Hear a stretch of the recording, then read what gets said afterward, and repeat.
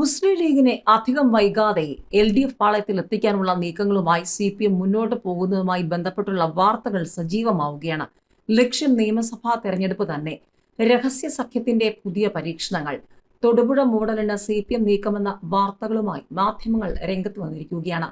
ലോക്സഭാ തെരഞ്ഞെടുപ്പിലെ കനത്ത തിരിച്ചടിയിൽ നിന്ന് കരകയറാൻ പുതിയ തന്ത്രങ്ങളുമായി CPM രംഗത്തിറങ്ങുന്നു. മുസ്ലിം ലീഗിനെ LDF പാളയത്തിലെത്തിച്ച് ഭരണം നിലനിർത്താനുള്ള തന്ത്രങ്ങളുടെ ഭാഗമാണ് തൊടുപുഴയിലെ മുസ്ലിം ലീഗിന്റെ ഓട്ടുമറിക്കലെന്നുള്ള റിപ്പോർട്ടുകൾ ചർച്ചയാവുകയാണ്. വർഗീയ ശക്തികളെ ഒപ്പം നിർത്തില്ലെന്ന് പറയുന്ന CPMന്റെ കള്ളത്തരമാണ് തൊടുപുഴയിൽ പുറത്തുവരുന്നത് എന്ന വിമർശനവുമായി രാഷ്ട്രീയ എതിരാളികളും രംഗത്ത് വന്നിട്ടുണ്ട്. തൊടുപുഴ നഗരസഭയിൽ കഴിഞ്ഞ ദിവസം നടന്ന ചെയർമാൻ തെരഞ്ഞെടുപ്പിൽ കോൺഗ്രസ് സ്ഥാനാർത്ഥിക്ക് വിജയസാധ്യത ഉണ്ടെന്നിരിക്കെ നടത്തിയ ഓട്ടുമറിക്കൽ മുസ്ലിം ലീഗിന്റെ പുതിയ ചുവടുമാറ്റത്തിന്റെ സൂചനയാണെന്നുള്ള ചർച്ചകളും തുടങ്ങി. മുസ്ലിം ലീഗ് ജില്ലാ നേതൃത്വവും CPMും തമ്മിൽ നടത്തിയ രഹസ്യ നീക്കത്തിൽ ചുവട് പിഴച്ചിരിക്കുകയാണ് കോൺഗ്രസിന്. ലീഗിനെ ഒപ്പം നിർത്താനാണ് മുസ്ലിം സമുദായത്തിൽപ്പെട്ട ആളെ ചെയർമാൻ സ്ഥാനാർത്ഥിയാക്കിയതെന്ന ആക്ഷേപം CPMിൽ തന്നെയുണ്ട്. എതിർപ്പിന്റെ ഭാഗമായാണ് 2 കൗൺസിലർമാർ വോട്ടെടുപ്പിൽ പങ്കെടുക്കാതിരിക്കുകയും മറ്റൊരാൾ കോൺഗ്രസിന് വോട്ട് നൽകുകയും ചെയ്തത്. ഇനി ഇടുക്കി ജില്ലയിൽ UDFനൊപ്പമില്ലെന്ന മുസ്ലിം ലീഗ് ജില്ലാ നേതൃത്വം പ്രഖ്യാപിച്ചു കഴിഞ്ഞു. ഇത്തരം നീക്കം സംസ്ഥാന നേതൃത്വം അറിയാതെ നടക്കില്ലെന്നാണ് കോൺഗ്രസ് പ്രവർത്തകർ പറയുന്നത്. കേരള കോൺഗ്രസും ഇടതുമുന്നണിയിലെത്തിയെങ്കിലും കാര്യമായ നേട്ടം ലോക്സഭാ തെരഞ്ഞെടുപ്പിൽ ഉണ്ടായില്ലെന്നാണ് CPMന്റെ തന്നെ വിലയിരുത്തൽ. കഴിഞ്ഞ നിയമസഭാ തെരഞ്ഞെടുപ്പിലെ നേട്ടം ഇക്കുറി അതിലൂടെ ലഭിക്കാനിടയില്ലെന്നും ചർച്ചകളുണ്ട്. CPM നടത്തുന്ന അമിത മുസ്ലിം പ്രീണനത്തിൽ ക്രൈസ്തവ സഭയ്ക്കും എതിർപ്പുണ്ട്.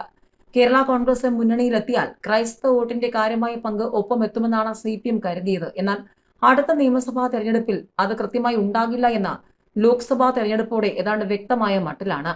ക്രൈസ്തവ ശക്തി കേന്ദ്രങ്ങളിൽ പോലും BJPക്ക് വോട്ട് കൂടിയതും ഇടതുമുന്നണിയെ ആശങ്കയിലാക്കിയിട്ടുണ്ട്.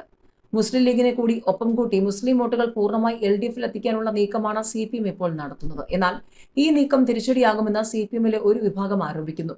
ഇപ്പോഴത്തെ നീക്കം ഹൈന്ദവ ക്രൈസ്തവ വോട്ടുകൾ CPMൽ നിന്ന് അകറ്റുമെന്നാണ് ഇവരുടെ വാദം.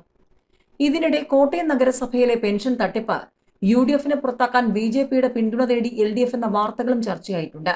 കോട്ടയം നഗരസഭയിലെ 3 കോടി രൂപയുടെ പെൻഷൻ തട്ടിപ്പിന്റെ പശ്ചാത്തലത്തിൽ UDFനെ അധികാരത്തിൽ നിന്ന് പുറത്താക്കാൻ BJPയുടെ പിന്തുണ തേടി LDF നഗരസഭാ ചെയർപേഴ്സണെതിരെ അവിശ്വാസ പ്രമേയം കൊണ്ടുവരാനാണ് LDFന്റെ നീക്കം. നഗരസഭയിൽ UDF ഭരണം അവസാനിപ്പിക്കാൻ BJPക്ക് താല്പര്യമുണ്ടോ എന്ന് BJP വ്യക്തമാക്കണമെന്നും ഉണ്ടെങ്കിൽ അവിശ്വാസ പ്രമേയത്തെ പിന്തുണയ്ക്കുമെന്നും LDF ആവശ്യപ്പെട്ടു. ഇത് രാഷ്ട്രീയ സഖ്യമല്ലെന്നാണ് LDFന്റെ വിശദീകരണം. അതേസമയം നഗരസഭയിലെ 3 കോടി രൂപയുടെ തട്ടിപ്പിന്റെ അന്വേഷണം ക്രൈംബ്രാഞ്ച് ഏറ്റെടുത്തു.